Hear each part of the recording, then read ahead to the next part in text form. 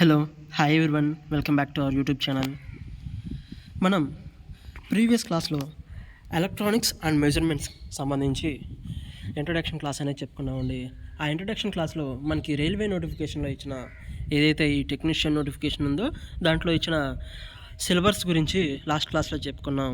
ఏమైతే main concepts, for example basic electronics, digital electronics, అలాగే electronic devices, ఇట్లాంటి వాటి గురించి మీకు వన్ బై వన్ ఇది బేసిక్ ఇట్లా ఇస్తాడండి సిలబస్. వాటి గురించి ఓవరాల్ టాపిక్స్ మనమే తెలుసుకోవాలి అని మీకు క్లియర్గా లాస్ట్ క్లాస్లో ఎక్స్ప్లెయిన్ చేయడం జరిగింది. అయితే ఎలక్ట్రానిక్స్ ఎక్కడి నుంచి మొదలవుతాయి అనేది కూడా లాస్ట్ క్లాస్లో మీకు ఎక్స్ప్లెయిన్ చేయడం జరిగిందండి. ఎలక్ట్రానిక్స్ అంటే ఏంటి, అలాగే ఎలక్ట్రానిక్స్ మనం నేర్చుకోవాలంటే ఎలక్ట్రానిక్స్ గురించి తెలుసుకోవడానికి మనం ఎక్కడి నుంచి మనం చదవడం అనేది మొదలు పెట్టాలి, ఏ టాపిక్ నుంచి స్టార్ట్ చేయాలి అనేది కూడా మీకు లాస్ట్ క్లాస్లో చెప్పడం జరిగిందండి. అలాగే ఈ ఎలక్ట్రానిక్స్ అనేవి మన డైలీ లివింగ్ లైఫ్లో, ఫర్ ఎగ్జాంపుల్ కమ్యూనికేషన్ రంగంలో కానీ, లేదంటే ఇక్కడ స్క్రీన్ మీద కనపడుతున్నట్టు ఎంటర్టైన్మెంట్ రంగంలో కానీ, హెల్త్ కేర్, హాస్పిటాలిటీ ఇట్లాంటి వాటిలో కానీ, ఇండస్ట్రియల్ అలాగే ట్రాన్స్పోర్టేషన్ రంగాల్లో కానీ మనకి ఈ ఎలక్ట్రానిక్స్ అనేవి ఏ విధంగా హెల్ప్ అవుతాయి అనేది మీకు లాస్ట్ క్లాస్లో చెప్పడం జరిగిందండి. అలాగే యాటమ్ గురించి, యాటమ్ యొక్క స్ట్రక్చర్ గురించి, అలాగే న్యూక్లియస్, ప్రోటాన్స్, ఎలక్ట్రాన్స్, న్యూట్రాన్స్ వాటి గురించి కూడా లాస్ట్ క్లాస్లో చెప్పడం జరిగిందండి. అయితే ఇప్పుడు మనం ఈ క్లాస్లో మనం యాటమ్ స్ట్రక్చర్ ఆఫ్ ఎలిమెంట్స్ గురించి తెలుసుకుందామండి. ఈ స్ట్రక్చర్ ఆఫ్ ఎలిమెంట్స్ గురించి ఒకసారి ఇక్కడ స్క్రీన్ మీద కనపడుతున్న మెయిన్ పాయింట్ చూడండి.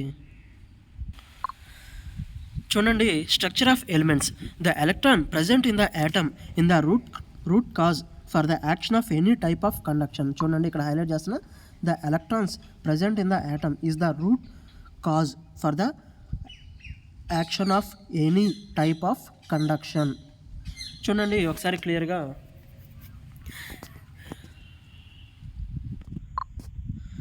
ఒక కండక్టర్లో ఫ్లో అయ్యే ఎలక్ట్రిసిటీ కానీ, లేదంటే ఒక అణుబాంబు పేలినప్పుడు దాని నుంచి వచ్చే విస్ఫోటనం అంటే హీటు, ఇట్లన్నిటికి కారణం ఏంటంటే ఎలక్ట్రాన్ అండి, యాటంలో ఉండే ఎలక్ట్రాన్.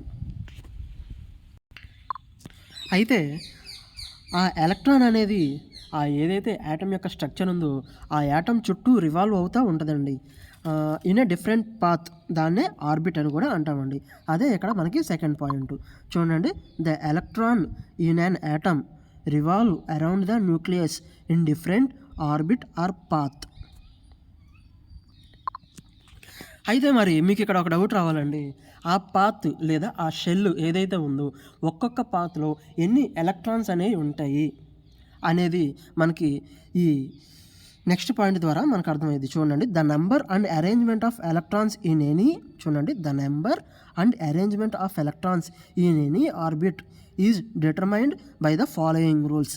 అయితే ఒక్కొక్క పాత్లో ఎన్ని ఎలక్ట్రాన్స్ ఉండాలి అనేది మనకి కింద కొన్ని పాయింట్లు ఉన్నాయి, ఆ పాయింట్ల ద్వారా చెప్పడం జరుగుతుందండి. చూడండి ఒకసారి క్లియర్గా. The number of electrons in an orbit is given by, అంటే ఒక ఆర్బిట్లో ఎన్ని ఎలక్ట్రాన్స్ ఉంటాయి అనేది మనకి ఒక ఫార్ములా ద్వారా ఇవ్వడం జరిగిందండి. అదేంటంటే 2n². మరి ఇక్కడ n అంటే ఏంటి? Where n is the number of orbits. ఇప్పుడు ఆ యాటమ్ చుట్టూరు ఎన్ని ఆర్బిట్స్ ఉన్నాయి, అది ఎన్నో ఆర్బిట్. ఫర్ ఎగ్జాంపుల్ ఆ యాటంలో ఫర్ ఎగ్జాంపుల్ సెంటర్లో మనకి న్యూక్లియస్ ఉంటే ఆ న్యూక్లియస్ చుట్టూరు ఎలక్ట్రాన్స్ అనేవి తిరుగుతూ ఉంటాయి. ఆ ఫస్ట్ సర్కిల్ ఫర్ ఎగ్జాంపుల్ ఇక్కడ చూడండి, మీకు స్క్రీన్ మీద చూపిస్తాను యాటమ్ యొక్క స్ట్రక్చరు. ఇదే యాటమ్ యొక్క స్ట్రక్చర్ ఇంతకుముందు మనం చూసాం క్లియర్గా. ఇప్పుడు ఇది సెంటర్లో ఉన్నది, ఇది మొత్తం యాటమ్ అనుకుంటే సెంటర్లో ఉన్నది న్యూక్లియస్ అండి. అలాగే ఇక్కడ మనకి ఏమైతే కనపడుతున్నాయో చూడండి, ఇదొక ఆర్బిట్. సో ఒక్కొక్క ఆర్బిట్లో ఎన్ని ఎలక్ట్రాన్స్ ఉంటాయి అనేది 2n² అనే ఫార్ములా ద్వారా మనం చెప్పుకోవచ్చు. మరి ఇక్కడ n అంటే ఏంటి? n అంటే ఆర్బిట్ నెంబరు. ఇప్పుడు దీనికి ఫర్ ఎగ్జాంపుల్ చూడండి క్లియర్గా నేను ఒక ఇమేజ్ లాగా గీసి చూపిస్తాను.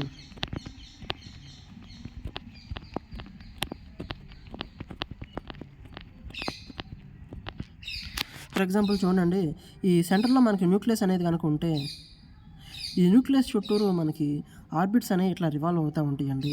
ఈ ఆర్బిట్ని దగ్గరలో ఉన్న ఆర్బిట్కి మనం K అని నేమ్ ఇచ్చుకుంటే 1, 2, అలాగే 3 ఈ 3 ఆర్బిట్లు అనమాట. ఇప్పుడు ఈ ఫస్ట్ ఆర్బిట్ ఏదైతే న్యూక్లియస్కి దగ్గరగా ఉందో దాని ఆర్బిట్ ఫస్ట్ ఆర్బిట్, అలాగే దాని చుట్టూరు దానికి నెక్స్ట్ ఏదైతే ఉందో దాని సెకండ్ ఆర్బిట్, అలాగే థర్డ్ ఆర్బిట్, ఇట్లా ఎన్ అనే ప్లేస్లో మనం ఆర్బిట్ యొక్క నెంబర్ని ఇవ్వచ్చండి. అయితే చూడండి, ఇక్కడ నెక్స్ట్ ఇమేజ్లో మీకు ఇంకా క్లియర్గా చూపిస్తాను. ఇక్కడ సెంటర్లో ఉన్నది న్యూక్లియస్ అండి, సెంటర్లో ఉన్నది న్యూక్లియస్. చూడండి క్లియర్గా, ఇది nucleus.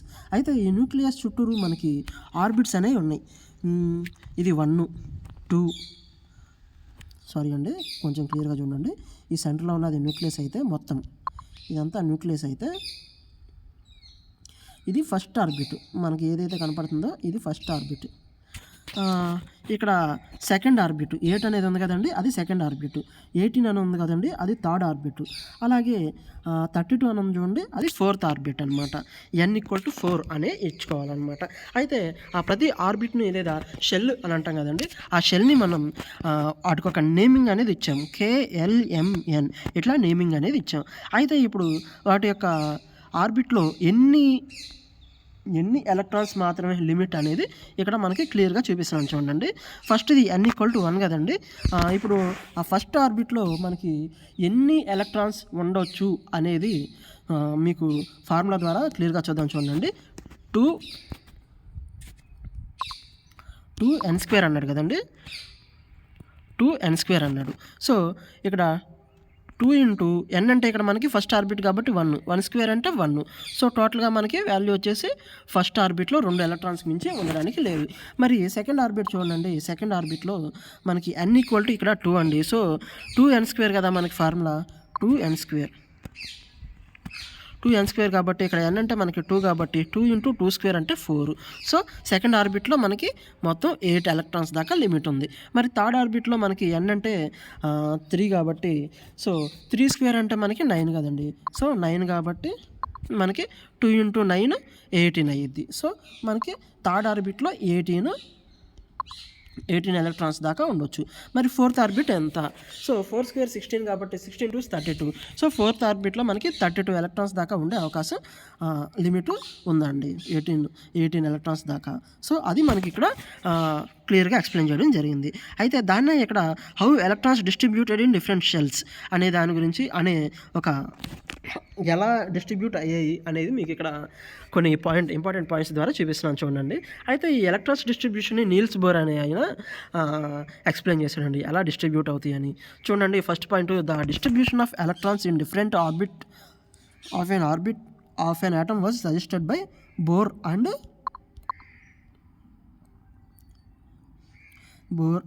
Berry. So the following rules are followed for writing the number of electrons in different energy levels or shells. So చూడండి, ఇప్పుడు the maximum number of electrons present in a shell is given by the formula of 2n². నేను చెప్పాను కదండి, 2n² formula ద్వారా మనం number of electrons ఆ షెల్లో ఎన్ని ఉంటాయో కనుక్కోవచ్చు. Where n is the orbit number, అంటే ఆ సెంటర్ యొక్క న్యూక్లియస్ ఉంది కదండి, దాని చుట్టూ ఎన్ని ఆర్బిట్స్ అయితే తిరుగుతూ ఉంటాయో, ఫస్ట్ ఆర్బిట్కి 1 అని ఇచ్చారు, సెకండ్ ఆర్బిట్కి 2 అని ఇచ్చారు. అట్లా డిస్టెన్స్ పెరిగే కొద్దీ ఆర్బిట్ యొక్క నెంబర్ కూడా పెరుగుతూ ఉండిద్ది. సో థర్డ్ పాయింట్ చూడండి, the maximum number of electrons that cannot be accommodate in outermost షెల్లో 8కి మించి ఎలక్ట్రాన్స్ అనేవి ఉండకూడదండి. So the electrons are accommodate in given shells unless the inner shells are filled. So for example ఆ యాటమ్కి సంబంధించి మొత్తం 12 ఎలక్ట్రాన్స్ ఉంటే ఆ 12 ఎలక్ట్రాన్స్ అనేవి మనం షెల్స్ అంటే ఆర్బిట్ ద్వారా మనం ఎట్లా డివైడ్ చేయాలి అనేది చూడండి. ఫస్ట్ ఆర్బిట్, ఆ న్యూక్లియస్ చుట్టూరు ఫస్ట్ ఆర్బిట్లో 2 ఉండాలి కంపల్సరీ. సో ఫస్ట్ 2 ఫిల్ చేయాలి మనం. అట్లా కాకుండా అదే ఆర్బిట్లో మనం ఎక్కువ ఫిల్ చేయలేము, ఎందుకంటే ఆర్బిట్ యొక్క లిమిట్ వచ్చేసి 2 మాత్రమే. మరి సెకండ్ ఆర్బిట్లో 8 ఎలక్ట్రాన్స్ దాకా పట్టవచ్చు. సో సెకండ్ ఆర్బిట్లో 8 ఎలక్ట్రాన్స్ పెట్టేస్తాం. సో 8 + 2 10 అయితే, మరి థర్డ్ ఆర్బిట్ ఉంది కదండి, థర్డ్ ఆర్బిట్ యొక్క లిమిట్ మనకి ఎంత అండి, 18. సో 18 ఎలక్ట్రాన్స్ దాకా లిమిట్ అక్కడ ఉంది. కానీ మనకి ఇంకా 12 ఎలక్ట్రాన్స్లో ఇక్కడ 10 ఫిల్ అయిపోయినాయి కాబట్టి ఇంకా రిమైనింగ్ ఎన్ని ఉంటాయండి, 2 ఎలక్ట్రాన్స్ మాత్రమే ఉంటాయి. సో థర్డ్ ఆర్బిట్లో మనం 2 ఎలక్ట్రాన్స్ మాత్రమే పెడతాం.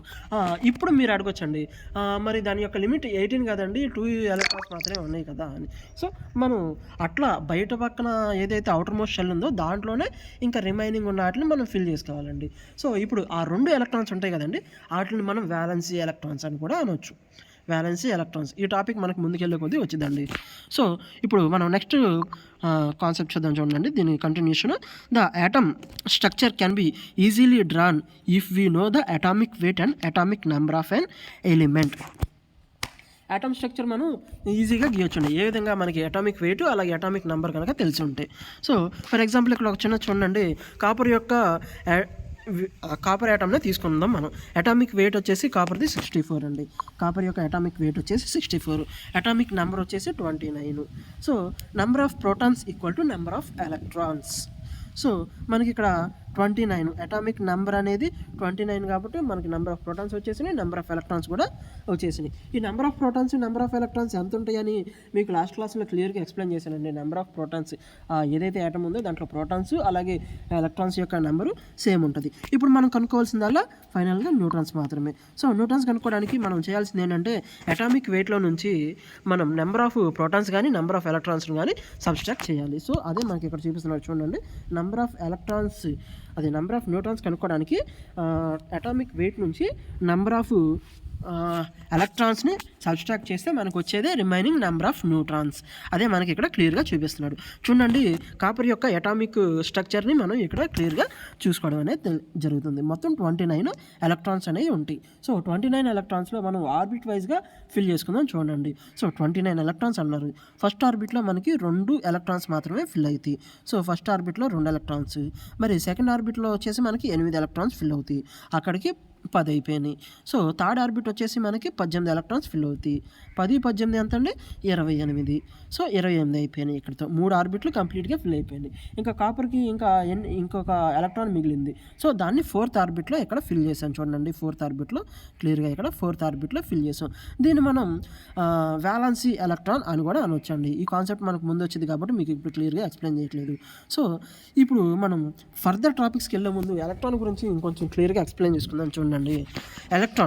Electron deals with tiny particles called electronics deals with tiny particles called electrons. పేర్లోనే ఉందండి, electronics deals with electrons. So ఇది మీకు క్లియర్గా అర్థమైంది అనుకుంటున్నాను అండి. సో నెక్స్ట్ పాయింట్ చూడండి. These small particles required detailed study. An electron is a negatively charged particle having negligible mass. యాక్చువల్గా ఈ యాటంలో ప్రోటాన్స్కి మనకి ప్రోటాన్స్ అలాగే న్యూట్రాన్స్ యొక్క మాస్ని క్యాలిక్యులేట్ చేస్తాం, కానీ ఎలక్ట్రాన్స్ యొక్క మాస్ని మనం క్యాలిక్యులేట్ చేయమండి. ఎందుకంటే ఎలక్ట్రాన్స్ యొక్క మాస్ అనేది చాలా తక్కువ ఉంటుంది as compare to protons and neutrons. అందుకని మనం ఎలక్ట్రాన్స్ యొక్క మాస్ని నెగ్లెక్ట్ చేస్తామండి. సో ఇక్కడ మనకి కింద ఒక పాయింట్ చూడండి. Some important points of an electron are charge of an electron is 1.602 × 10⁻19 coulombs. ఇది మనకి బేసిక్ ఎలక్ట్రిసిటీ చెప్పేటప్పుడు కూడా మీకు ఈ పాయింట్ అనేది చెప్పానండి. సో దీనికి సంబంధించి ఇంకా క్లియర్గా తెలుసుకోవాలనుకుంటే నేను బేసిక్ ఎలక్ట్రిసిటీ క్లాసెస్ అనేవి మన యూట్యూబ్ ఛానల్లో అప్లోడ్ చేశాను. దాంట్లో కూడా యాటమ్ గురించి, యాటమ్ యొక్క స్ట్రక్చర్ గురించి, న్యూక్లియస్, ప్రోటాన్స్, ఎలక్ట్రాన్స్ ఇట్లన్నిటి గురించి క్లియర్గా ఎక్స్ప్లెయిన్ చేయడం అనేది జరిగిందండి. మీరు ఒకసారి ఆ క్లాసెస్ చూస్తే మీకు ఇంకా క్లియర్గా అర్థమైందని అనుకుంటున్నానండి. So mass of an electron చూడండి, 9 × 10⁻31 kg³ కేజీ అండి, క్యూబ్ కాదు, సారీ, 9 × 10⁻31 kgs. ఒక కేజీలో చాలా తక్కువ, అంటే ఎంత అంటే మైక్రో, అంటే మనకి పార్టికల్స్ అనేవి చాలా వెయిట్లెస్. అవి అట్మాస్ఫియర్లో ఫ్లై అవుతూ ఉంటాయి, అట్మాస్ఫియర్లో తేలుతూ ఉంటాయి. సో అట్లాంటి పార్టికల్స్ కంటే ఇంకా చాలా తక్కువ సైజు ఉండే ఈ ఎలక్ట్రాన్ యొక్క మాస్ అనేది 9 × 10⁻31 kgsగా మనకి ఇక్కడ కొంతమంది శాస్త్రవేత్తలు ఆల్రెడీ ప్రూవ్ చేసి చూపించారనమాట. అయితే ఎలక్ట్రాన్ యొక్క రేడియస్ ఎంత ఉంటుంది అనేది కూడా ఇక్కడ మనకు ఉంది చూడండి. Radius of an electron 1.91 × 10⁻15 metres. చూడండి, ఎలక్ట్రాన్ యొక్క రేడియస్ ఎంత అండి? 1.9 × 10⁻15 మీటర్స్. చూడండి, -15 మీటర్స్ అని అన్నాడు. పవర్లోనే -15 ఉంది. సో ఆ ఎలక్ట్రాన్ ఎంత చిన్నదో మీరు అర్థం చేసుకోవాలండి. So the energy of an electron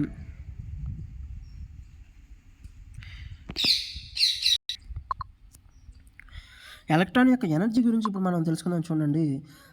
యాక్చువల్గా ఇక్కడ మనం తెలుసుకోవాల్సింది ఏంటంటే ఎలక్ట్రాన్కి కైనెటిక్ ఎనర్జీ అలాగే పొటెన్షియల్ ఎనర్జీ అనేవి కూడా ఉంటాయండి. అదే ఇక్కడ మనకి ఈ పాయింట్లో చూపిస్తున్నాడు. The electron moving around a nucleus process 2 type of energies wise kinetic energy అలాగే పొటెన్షియల్ ఎనర్జీ. కైనెటిక్ ఎనర్జీ ఎలా వస్తుంది? Due to it's motion. మరి పొటెన్షియల్ ఎనర్జీ ఎట్లా వస్తుంది? Due to it's charge. ఆ న్యూక్లియస్లో ఉన్న ఛార్జ్ ద్వారా మనకి ఎలక్ట్రాన్కి పొటెన్షియల్ ఎనర్జీ అనేది వస్తుంది. సో ఇప్పుడు ఇక్కడ కొన్ని పాయింట్స్ ఉన్నాయి చూడండి. The total energy of an electron in the sum of these 2 energies. Electron యొక్క టోటల్ ఎనర్జీని మనం ఎలా క్యాలిక్యులేట్ చేస్తామండి? Some of kinetic energy of that electron plus potential energy of that electron. ఈ విధంగా ఎలక్ట్రాన్ యొక్క టోటల్ ఎనర్జీని మనం క్యాలిక్యులేట్ చేయొచ్చండి. అలాగే కొన్ని నెక్స్ట్ పాయింట్స్ చూద్దాం చూడండి. The total energy of an electron increases as it's distance from the nucleus increases. చూడండి క్లియర్గా the total energy of an electron, ఇక్కడ పాయింట్లు కనిపిస్తుంది. The total energy of an electron increases as it's distance from the nucleus increases. చూడండి, nucleus నుంచి ఆ electron యొక్క distance అనేది ఇంక్రీజ్ అయితే ఆ ఎలక్ట్రాన్ యొక్క ఎనర్జీ అనేది కూడా ఇంక్రీజ్ అయ్యే అవకాశం ఉందండి. ఆ విషయం ఇక్కడ మనకు చెప్తున్నాడు. అదేంటి సార్, మీరు ఎలక్ట్రాన్ యొక్క డిస్టెన్స్ న్యూక్లియస్ నుంచి దూరంగా ఉంటే దాని మధ్య ఉన్న బాండింగ్ అనేది తగ్గిపోయేది కదా, అలా తగ్గిపోయినప్పుడు ఎనర్జీ ఎలా ఇంక్రీజ్ అవుతుంది సార్, ఇంక్రీజ్ అయింది సార్ అని మీరు కనుక నన్ను అడిగితే అండి, చూడండి మీకు నేను ఆర్బిట్ గురించి అది యాటమ్ యొక్క స్ట్రక్చర్ గురించి లాస్ట్లో అంటే ఎలక్ట్రిసిటీ క్లాసెస్లో చెప్పానండి. న్యూక్లియస్కి దగ్గరగా ఉన్న ఆర్బిట్స్, వాటిలో ఉన్న ఎలక్ట్రాన్స్ అలాగే ఆ యాటంలో ఉన్న న్యూక్లియస్ రెండింటి మధ్య ఉన్న బాండింగ్ అనేది స్ట్రాంగ్గా ఉండిద్ది. ఎలక్ట్రాన్స్ అనేవి ఆ యాటమ్ని వదిలిపెట్టి వెళ్ళవు కదండి. కానీ ఆ న్యూక్లియస్కి దూరంగా ఉన్న ఆర్బిట్లో ఉన్న ఎలక్ట్రాన్స్, ఆ ఎలక్ట్రాన్కి న్యూక్లియస్కి మధ్య ఉన్న బాండింగ్ అనేది తక్కువ ఉండిద్ది. ఎంత ఆర్బిట్ అనేది ఎంత డిస్టెన్స్ అంటే ఆర్బిట్కి న్యూక్లియస్కి మధ్య ఉన్న డిస్టెన్స్ ఎంత పెరిగితే ఆ ఎలక్ట్రాన్కి న్యూక్లియస్కి ఉన్న మధ్య బాండింగ్ అనేది అంత తగ్గిద్ది. మరి బాండింగ్ తగ్గినప్పుడు ఎనర్జీ ఎలా పెరిగిద్ది సార్ అని మీరు అడిగితే, చూడండి బాండింగ్ తగ్గినప్పుడు ఎనర్జీ అనేది తగ్గిద్ది కదా, అంటే మనకి ఇక్కడ ఎనర్జీ పెరిగిద్దని చెప్తున్నారు. బాండింగ్ తగ్గినప్పుడు అవుటర్ మోస్ట్ సెల్లో ఉన్న ఎలక్ట్రాన్ అనేది ఈ యాటమ్ నుంచి వేరే యాటమ్కి మూవ్ అయిపోవడానికి ఆస్కారం అనేది ఎక్కువగా ఉండిద్ది. సో ఎలక్ట్రాన్ మూవ్మెంట్ అనేది జరిగిందనుకోండి ఈజీగా, అంటే ఎలక్ట్రాన్ మూవ్మెంట్ ఈజీగా జరుగుతుంది ఈ యాటమ్ నుంచి ఇంకో యాటమ్కి. ఎందుకు? ఆ న్యూక్లియస్కి యాటమ్కి మధ్య ఉన్న డిస్టెన్స్ అనేది బాగా ఎక్కువగా ఉండడం వల్ల. సో డిస్టెన్స్ ఎక్కువ ఉండడం వల్ల ఎలక్ట్రాన్ అనేది ఈ యాటమ్ నుంచి ఇంకో యాటమ్కి వెళ్ళిపోయింది. సో అలా వెళ్ళిపోవడం వల్ల ఎలక్ట్రాన్ మూవ్మెంట్ అనేది జరుగుతుంది. మీరు ఒకసారి గుర్తు తెచ్చుకోండి, ఎలక్ట్రిసిటీలో కరెంట్ అనేది ఎలా ప్రొడ్యూస్ అయ్యిందండి? Continuous movement of electrons produces electricity అనేది మీకు చెప్పాను కదండి. ఎగ్జాక్ట్గా అదే ఇక్కడ జరుగుతుంది. సో బాండింగ్ న్యూక్లియస్కి అలాగే లాస్ట్ షెల్లో ఉన్న ఎలక్ట్రాన్కి మధ్య ఉన్న బాండింగ్ తక్కువ ఉండడం వల్ల మనకి ఏం జరుగుతుందంటే ఎలక్ట్రాన్ మూవ్మెంట్ అనేది జరుగుతుంది ఈ యాటమ్ నుంచి ఇంకో యాటమ్కి. సో అలా జరగడం వల్ల మనకి ఎలక్ట్రిసిటీ అనేది ప్రొడ్యూస్ అవుతుంది. దాన్ని ఈ ఎలక్ట్రానిక్స్లో మనం సెమీ కండక్టర్స్ ద్వారా అలాగే కొన్ని డయోడ్స్ ద్వారా ఈ మూమెంట్ అనేది కంట్రోల్ చేసుకుంటూ మనం ఏం చేస్తామంటే మనకి సంబంధించిన ఎలక్ట్రానిక్ గ్యాడ్జెట్స్లో ఇట్లా యూజ్ చేసుకుంటూ ఉంటాం. దాని గురించే ఇక్కడ ఈ పాయింట్ మనకి క్లియర్గా ఎక్స్ప్లెయిన్ చేస్తున్నాడు. సో వ్యాలెన్సీ ఎలక్ట్రాన్ చెప్పాను కదండి, యాటమ్ యొక్క లాస్ట్ అవుటర్ మోస్ట్ షెల్లో ఉన్న ఎలక్ట్రాన్స్ తక్కువ ఉంటాయండి. అవుటర్ మోస్ట్ షెల్లో ఉన్న ఎలక్ట్రాన్స్ని మనం వ్యాలెన్సీ ఎలక్ట్రాన్స్ అంటాం. దీని గురించి మనం నెక్స్ట్ క్లాస్లో చెప్పుకుందామండి.